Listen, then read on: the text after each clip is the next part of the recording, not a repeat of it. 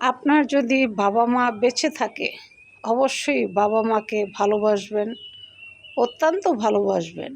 কারণ বাবা মা হচ্ছে এমন একটা জিনিস, যে জিনিস আল্লাহ সবাইকে দান করেছে ঠিকই, কিন্তু এটার মূল্য সবাই রাখতে জানে না।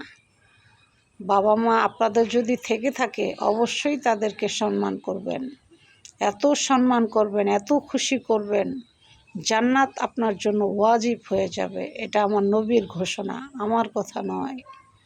তাই বাবা মাকে অবশ্যই সম্মান করবেন, শ্রদ্ধা করবেন, সুন্দর সুন্দর উপহার দিবেন। আর বাবা মাকে যখনই আপনি বাড়িতে আসবেন সবার আগে দেখা করবেন বাবা ইভেন মায়ের সাথে। এটা আমার নবীর ঘোষণা, যে আমার নবী বলেছেন বাবা মাকে যে ভালোবাসে আল্লাহ তাআলা তাকে অধিক ভালোবাসবেন ইনশাআল্লাহ।